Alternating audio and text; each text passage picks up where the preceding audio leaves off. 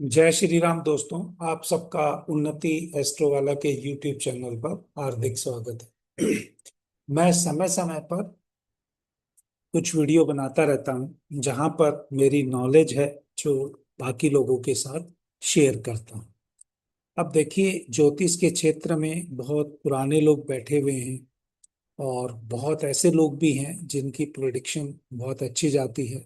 बहुत ऐसे भी हैं जिनकी प्रिडिक्शन अच्छी नहीं जाती है। और बहुत सारे ऐसे भी लोग हैं ज्योतिष में जो हमेशा दूसरों के काम में कमियां निकालते हैं। दूसरी बात है, बहुत सारे लोग ज्योतिष में विश्वास करते हैं, बहुत सारे लोग ज्योतिष में विश्वास नहीं करते। तो ये आप जिस भी कैटेगरी में फॉलो करते हैं और आपका अगर विश्वास उन्नति एस्ट्रो वाला के द्वारा दी गई प्रिडिक्शन में है तो ये वीडियो आपके लिए है। नहीं तो आप इस वीडियो को देख के भूल जाइए। देखिए, जब से मैं ज्योतिष के क्षेत्र में आया हूं, मैंने ट्रिपल ट्रांजिट का बहुत इंपॉर्टेंट इवेंट प्रिडिक्शन में एप्लीकेशन देखा है। जो मेरी जो प्रिडिक्शंस हैं, या जब भी मैं किसी जातक को प्रिडिक्शन देता हूं, तो जुपिटर सैटर्न और राहु और केतु में से एक, जुपिटर सैटर्न राहु और केतु में से एक, डिपेंडिंग अपॉन कि व्यक्ति लाइफ में सेलिब्रेशन कर रहा है या रिलीजियस एक्टिविटी कर रहा है, तो ये कॉम्बिनेशन एक्टिव होता है। और जब ये कॉम्बिनेशन एक्टिव होता है तो उसी के बेसिस पे वहां पर कौन सा ग्रह या कौन सा भाव उसको ज्यादा इवेंट देते हुए दिखाई देता है। क्योंकि भाव की जो प्रिडिक्शन है वो वैदिक एस्ट्रोलॉजी से होती है और ग्रह की जो बेस्ड प्रिडिक्शन है वो भृगुनंदी नाड़ी से होती है। तो आज की इस वीडियो में मैं जो आपको प्रिडिक्शन देने जा रहा हूं या आपको जो चीजें बताने जा रहा हूं वो प्रिडिक्शन बेसिकली भृगुनंदी नाड़ी बेस्ड है। तो भृगुनंदी नाड़ी में एक कंसेप्ट है, जब भी एक पर्टिकुलर कॉम्बिनेशन जातक के जीवन में सैटर्न के साथ बनता है, क्योंकि जो सैटर्न है वो कर्म को दिखाता है। अगर सैटर्न का कॉम्बिनेशन केतु से बनता है तो जातक के कर्म का अंत हो सकता है, या आप ये भी कह सकते हैं वो मुक्ति के मार्ग पे भी चल सकता है। या सैटर्न का केतु का अंत होने से खाली प्रोफेशन नहीं, वो जीवन में भी उसका अंत हो सकता है, या वो एक प्रोग्रेसिव रास्ते पे भी जा सकता है। सैटर्न केतु का कॉम्बिनेशन इतने सारे रिजल्ट देता है। लेकिन इस सैटर्न केतु के कॉम्बिनेशन में अगर आप विशेष रूप से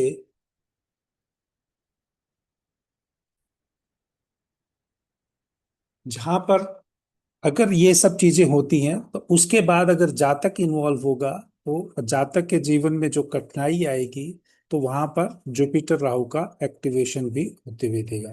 तो एक विशेष कॉम्बिनेशन बन जाता है जब जुपिटर राहु हो, तो व्यक्ति के जीवन में कठिनाई आती है। जीवन में उसकी मतलब अनवांटेड जो इवेंट है वो जुपिटर राहु दे सकता है।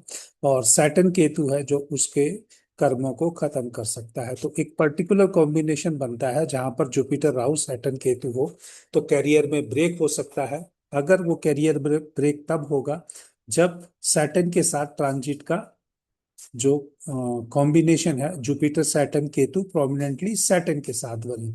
और अगर वो उसके मृत्यु या मृत्यु तुल्य कष्ट वो सब होगा, तो जब जुपिटर सैटर्न का जो कॉम्बिनेशन है जो मैंने अभी आपको बताया, विशेष रूप से वो एवरेज में दोनों के साथ वर्कआउट करेगा। लेकिन अगर वो स्पिरिचुअल एक्टिविटीज है और जातक का जो कोई लिबरेशन या मुक्ति का मार्ग है, तो वहां पर सैटर्न केतु का डबल वे में एक प्रोमिनेंट कॉम्बिनेशन बनेगा। तो इसी चीज को अगर हमें वैदिक एस्ट्रोलॉजी से देखना है, ये चार्ट है। इस डेट में जब मैं देखता हूं तो 2/11/2026 को एक इम्पॉर्टेंट ऐसी डेट निकलती है, तो जो जातक के जीवन में इनमें से कोई इवेंट दे सकती है। ये एक बड़े फेमस पर्सन का चार्ट है और हमें इन सब चीजों को देखना है कि भी इनमें से कोई कौन सी इवेंट हो सकती है, और हम इसको वो डिकोड करने की कोशिश भी करेंगे। बाद में उस चीज को ट्रांजिट से भी देखने की कोशिश करेंगे।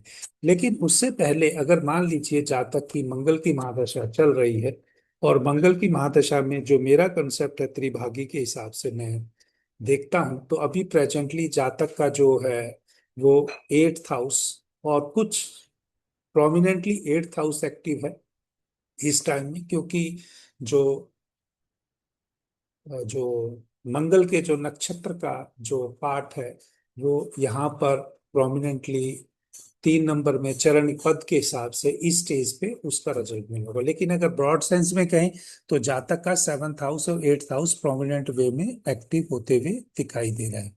लेकिन 7th हाउस और 8th हाउस का कोई कॉम्बिनेशन जो है वो असेंडेंट से नहीं बन रहा, तो इसलिए प्रोमिनेंट जो इवेंट होगी लाइफ में डिस्टरबेंसेस होंगी, हर्डल्स होंगी, और बहुत सारे सामने वालों के साथ कम्युनिकेशन में जो ब्रेक्स होंगे, ऐसा इवेंट दिख रहा है।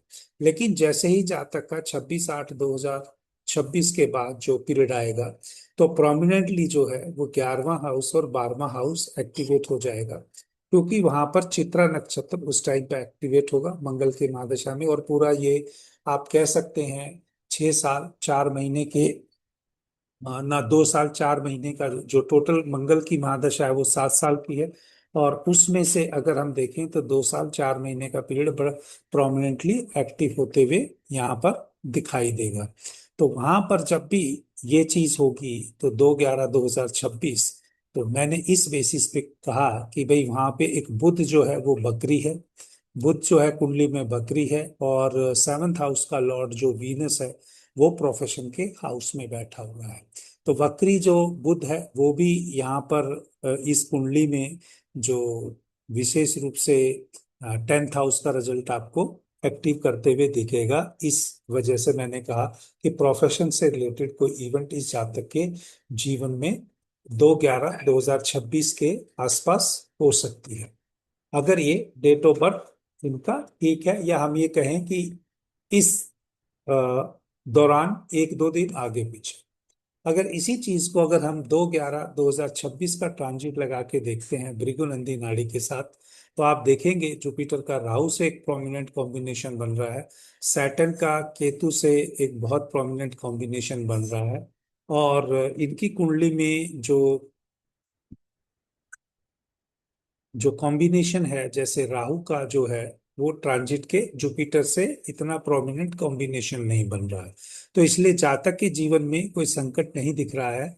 लेकिन जो एक प्रोमिनेंट कॉम्बिनेशन है, क्योंकि सैटर्न रेट्रोगेट है, सैटर्न केतु का कॉम्बिनेशन भी है, और चार्ट में जो ओरिजिनल केतु और सैटर्न का भी कॉम्बिनेशन है, तो इस तरीके से कैरियर का ब्रेक या कैरियर का एंड या कैरियर से रिलेटेड कोई चेंज प्रोमिनेंट 2/11/2026 के आसपास इस जातक की कुंडली में दिखाई दे रहा है। तो यही चीज देखते हैं दोस्तों आने वाले समय में, जब ये 2/11/2026 के आसपास क्या जातक के कैरियर में चेंज आता है। लाइफ को इतना प्रोमिनेंट चेंज डिफिकल्ट टाइम नहीं दिख रहा है, लेकिन प्रोफेशन से रिलेटेड एक प्रोमिनेंट इवेंट होती हुई दिखाई देती है। तो देखते हैं, आने वाला समय ही बताएगा कि ये प्रिडिक्शन कितनी सच होती है। जय श्री राम। अगर आपको ये वीडियो पसंद आए तो चैनल को लाइक करना, और वीडियो को चैनल को सब्सक्राइब भी करना, वीडियो को लाइक करना, और अगर हो सके तो इस वीडियो को हाइप भी करना। जय श्री राम।